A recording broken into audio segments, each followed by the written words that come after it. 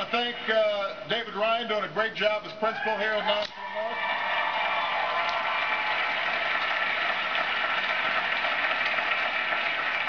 Mayor Donna Lee Lizzo is here. Give her a big round of applause.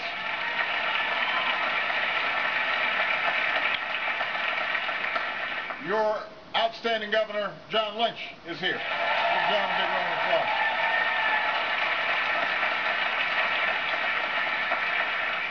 Three great members of Congress. Senator Jeanne Shaheen,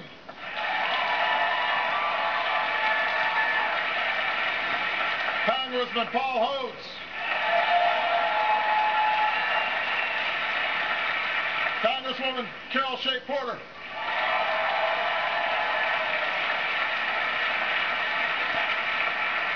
and behind me I've got the outstanding administrator for our Small Business Administration, who hails from these parts, Karen Mills.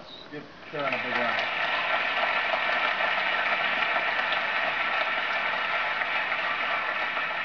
So I want to spend a bunch of time hearing from you, answering your questions, but if you'll indulge me, I want to make some brief remarks on the front end. You know, I've had the privilege of getting to know people here in New Hampshire. I've seen firsthand that spirit of independence and spirit of self-reliance. I know how hard all of you work and how tough and resilient you are. But I also know that people here in New Hampshire have been tested by the last 2 years, just like people all across the country. We've gone through the deepest recession since the Great Depression. And folks here have had their lives uprooted by lost jobs and foreclosed homes, shuttered businesses, vanished savings. Many good, hard-working people who met their responsibilities are now struggling, in part because folks on Wall Street and people in Washington didn't meet their responsibilities. So when I took office, we knew the first thing we had to do was to break the back of this recession. And sometimes that meant doing some things that weren't easy, doing some things that weren't popular. Lord knows it wasn't popular to prevent our financial system from collapsing. We had to throw a lifeline to some of the very firms that had helped cause this crisis in the first place. But it was the right thing to do, because if we hadn't taken those steps, the entire system could have gone down and taken our economy and millions of families and businesses with it. We couldn't afford that. And because of the steps we've taken, the markets have now stabilized. Nobody's worrying about another Great Depression like they were just a year ago. And the worst of the storm has passed. But I don't need to tell you, the devastation remains. Today, 1 in 10 Americans still can't find work. That's why jobs has to be our #1 focus in 2010.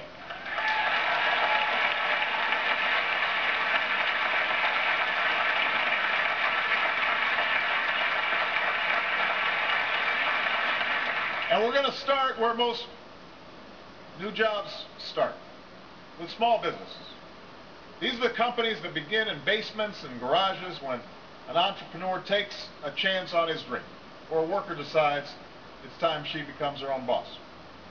They're companies like ARC Energy, which I just visited before I came here. It's terrific. There you go. A little booster. Now these folks are hard at work on a new manufacturing process for ultra-efficient LED lights that will make them more affordable for people all across the country and around the world. The technology they created is the only of its kind in the entire world. They're this little business just on Amherst Street, but they've got the potential to revolutionize an entire industry right here in Nashville. Right here in Nashville. Now, small businesses like ARC Energy have created roughly 65% of all new jobs over the past decade and a half. So we need to make it easier for them to open their doors, to expand their operations, to hire more workers. That's why I've already proposed a new tax credit for more than 1 million small businesses that hire new workers or raise wages, and a tax incentive for all businesses, large and small, to invest in new plants and equipment.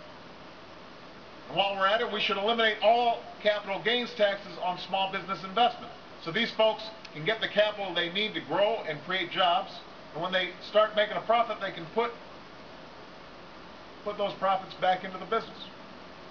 Now that's particularly critical right now because bank lending standards have tightened since the financial crisis. And many small businesses are still struggling to get loans. And that's why today I'm announcing a proposal to take $30 billion of the money that was repaid by Wall Street banks, now that they're back on their feet, take that $30 billion and use it to create a new small business lending fund that will provide capital for community banks on Main Street.